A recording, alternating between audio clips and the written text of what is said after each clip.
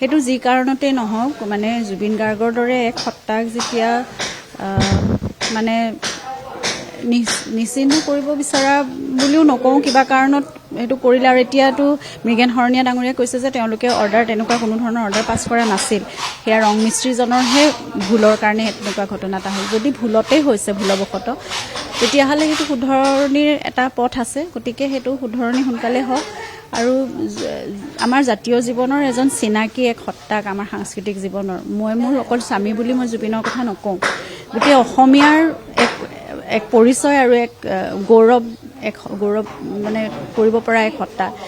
তেওঁৰ এখন ছবি এখন মূৰালে মই ভাবোঁ কেতিয়াও আমাক আৰু গৌৰৱ বা আমাক কিবা এটা চিনাকিহে দিব পাৰে। এখন চহৰখন বেয়া কৰিব বা কিবা এটা নেগেটিভ কিবা এটা ইম্পেক্ট কৰিব বুলি মই কেতিয়াও নাভাবোঁ জুবিনৰ এখন ছবিৰে। কোনোবাই খুব আৱেগেৰে এখন ছবি আঁকিছিলে, মাৰ্শ্বেল, তেওঁ এজন শিল্পী।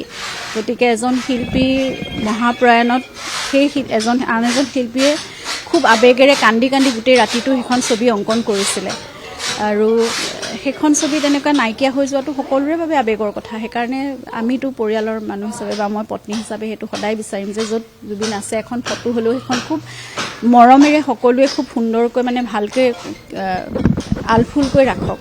গতিকে সেই ক্ষেত্ৰত এখন ছবি ৰং কৰি নোহোৱা কৰি পেলোৱাটো মোৰ কাৰণে খুব দুখৰ কথা। সেইটো আচলতে মই সেইকাৰণে মই ফেচবুকত লিখিছোঁ যে মোৰ কোনো খং বা ক্ষোভ এতিয়া নাই, মই খুব দুখ পাইছোঁ সেইটো কথাত। আৰু যদি ভুলবশতঃ কিবা কাৰণত হৈছিলে তেতিয়াহ'লে নিশ্চয় সেইখিনি শুধৰণিৰ পথ আছে।